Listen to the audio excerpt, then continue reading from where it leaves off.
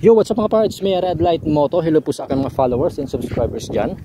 Ayan, sa may mga nagtatanong sa atin, ano raw po ba yung magandang upgrade na hindi nating kailangan kalikutin yung loob ng ating mga makina, no? Kasi meron dyan mga talagang takot gumalaw sa loob ng mga makina nila.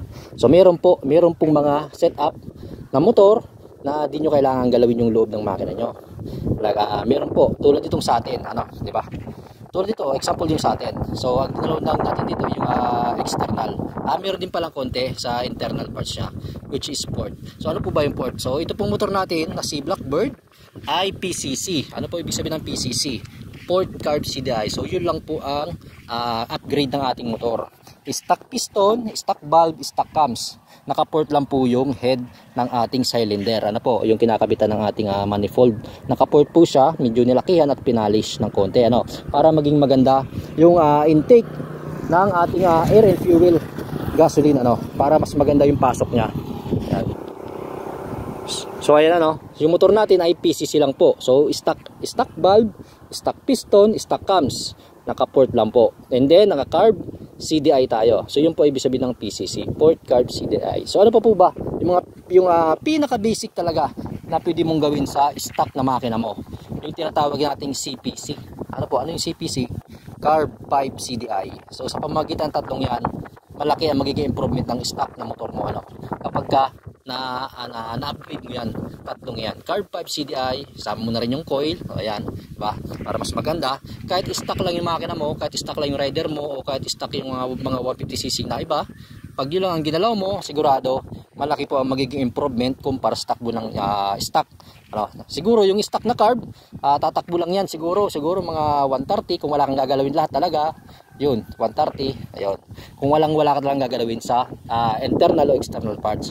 Pero tulad dito sa atin, naka PCC po ako. Kung makikita nyo naman siguro mga video natin, sumasagad po ng takbo yan, nagwa 160 po yan. So kaya nyo isagad yan kasi nga naka CDI na tayo, naka carb tayo, diba? Kasi syempre yung mga stock naman kasi maliliit yung carb niyan at yung CDI ay may limit po yan. Yun po ang purpose ng mga stock, ano. Syempre para hindi masira yung ating mga motor. Ayan po, kasi sa atin na yan, kumbaga tayo nang bahala. Kung binigay sa atin yan ng maayos ng manufacturer, tayo nang bahala mag-upgrade, di na nila kasalanan yun kung masira yung motor natin, diba? Basta't bigay nila yan ng stock sa'yo. So depende na lang sa'yo kung gusto mong i-upgrade. So yung mga parano, yan po yung pinaka-basic na upgrade na di mo kailangan maraming galawin sa loob ng internal parts ng ating engine. PCC or CPC, ano mga par. Ayan, sana malinaw yun, ano? Right? So ayun mga par, sa mga nagtatanong sa akin kung masaya na ba ako sa PCC ng aking upgrade, para sa akin okay naman. Pero syempre, iba pa rin yung may upgrade yung motor natin, like naka 68 mm tayo, naka cams tayo ng maganda, di ba? Syempre alam niyo na. Okay yun, kung hindi ka naman mahilig sa mga ganon, stock ka lang, hindi mo naman kailangan gumaya sa iba, di ba? Kasi kanya-kanya naman tayo ng hilig, di ba?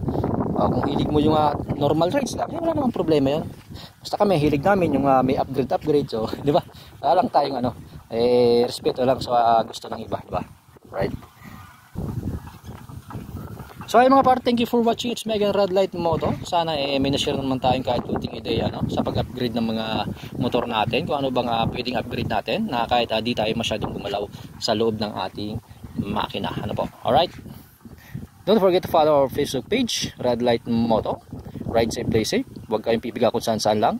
Ingat palagi. Alright.